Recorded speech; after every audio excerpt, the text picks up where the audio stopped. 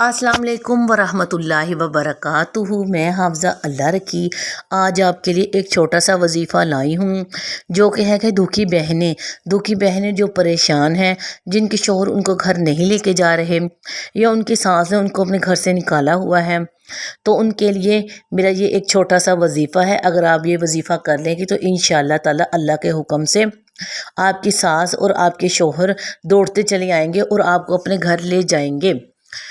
ये एक आजमाया हुआ वजीफ़ा है।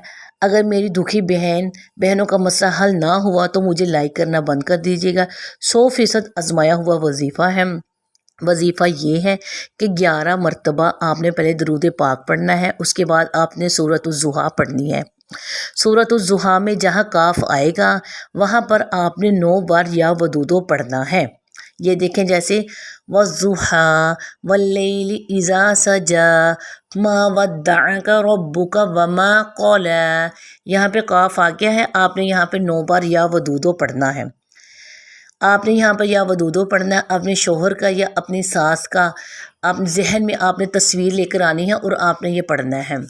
इसके बाद आपने वलल आखिरतु खैरुल लक मिनल ऊला वलसौफ युअतीका रब्बुका फतरज़ा अलम यजिदका यतीमन फआवा ववजदका ज़ाल्लन फहदा ववजदका आइलन फअगना फअम्मल यतीम फला तक़हर।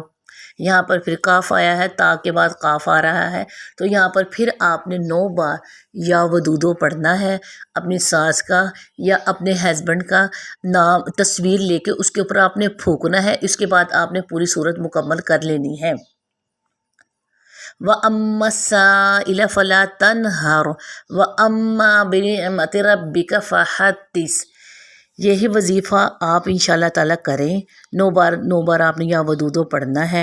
ये वजीफ़ा आप करती रहें, 41 दिन तक आपने ये वजीफ़ा करना है। इंशाल्लाह आप अपने घर चली जाएंगी और आपको आपके हस्बैंड आपको या आपको आपकी सास आपको खुद मनाने के लिए आएंगे। आप ये वजीफ़ा फजर के टाइम भी कर सकती हैं, ज़ोहर के असर के टाइम भी कर सकते हैं, या आप ये वजीफ़ा इशा के टाइम करें। आपने पहले सुनते पढ़ लेनी है, नमाज सुन्नत पढ़ के आपने फ़र्ज़ों के अंदर आपने ये वजीफ़ा करना है, फिर आपने बाकी नमाज़ पढ़नी है।